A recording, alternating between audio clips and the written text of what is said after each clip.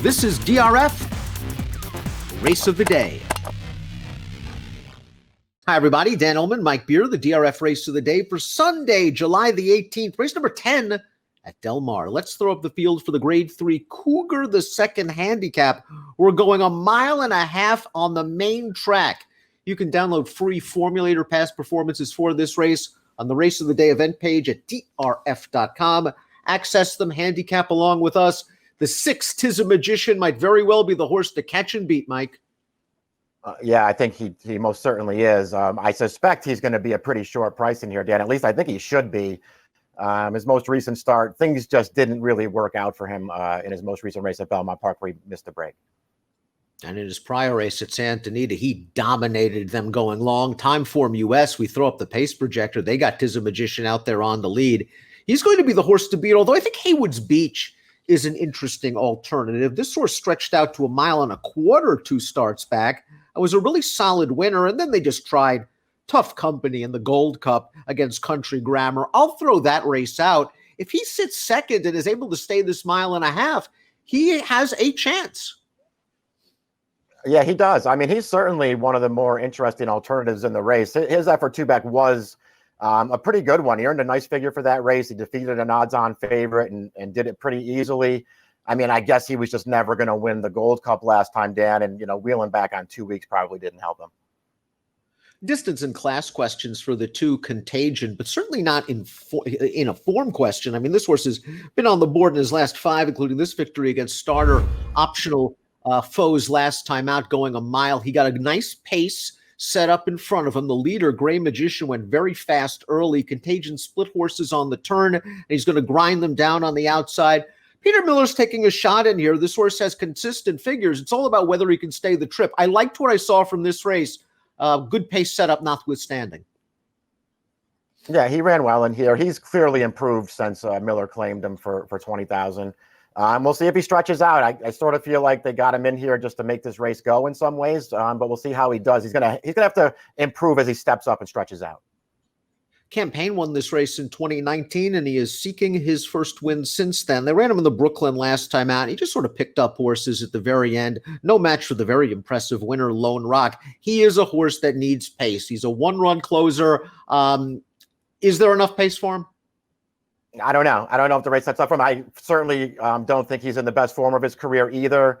Although I do feel like he ran maybe deceptively well 3 starts back at Oaklawn Park going 1.5 miles. I feel like that was a race that sort of suggested that maybe he can still run a little bit. I mean, he didn't really do any running in the Brooklyn last time, but I mean, what chance did he really have in there with Lone Rock, sitting up on the pace and then blowing that field away through the stretch with a big figure?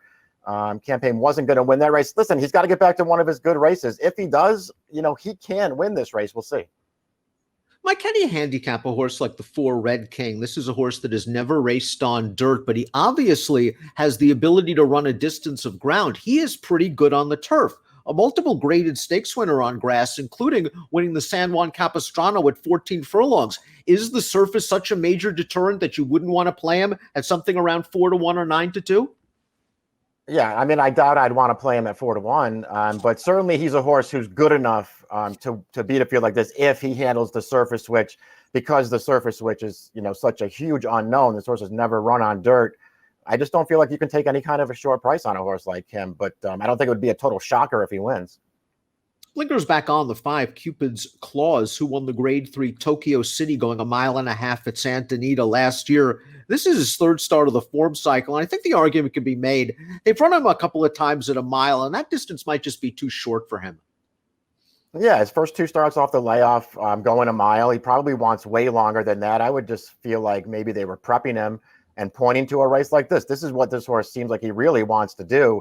I thought if you were against the favorite, Tis a Magician in here, this is the horse you're probably supposed to be against him with. He's already beaten Tis a Magician at 1.5 miles. He's stretching back out for this. It feels like this is the right spot for him. Tis a Magician aired in the Tokyo City, 2 starts back in the Santa Anita. Nothing went right, as Mike alluded to, in the Open in the Brooklyn. I talked to Flavian Pratt when he dismounted, and he said the horse just reared up in the gate just as they opened up the stalls. And the next thing you know, he's chasing 4-5 path in that 1.5 mile race. All things considered, no one was beating Lone Rock that day, but he was pretty game to hold second. Yeah, right. The way he broke in that race and the trip he got afterward, you'd have to say that he actually ran really well last time. Briefly loomed outside the winner there at about the quarter pole. He just couldn't sustain his run. But after all the trouble he had early, plenty of excuses to be had. His last two races, both really good. So you don't have to worry about distance anymore. He's way the horse to beat. He certainly is. We'll try to look for a little bit of a price to beat him. However, 'Tis a Magician, the horse to beat. Campaign for Mike, hoping for a little bit of pace in a big late rally. He's won this race in the past. He's got some back class, and maybe he's hinting he's slowly getting back into form. Yeah, I mean, I'm going to try to stay a little positive on him, Dan. I thought his race 3 back was okay and suggested that maybe he can still run a bit. A Contagion's perhaps class compromise, but he's sharp right now, and I know he's going to be a price. The distance is a huge question mark, but he might be 10-1. I'll take a small stab. 3-6-5-4 for Mike, 2-5-6-1 for me. It's the Sunday race of the day, the Grade 3 Cougar II. Good luck.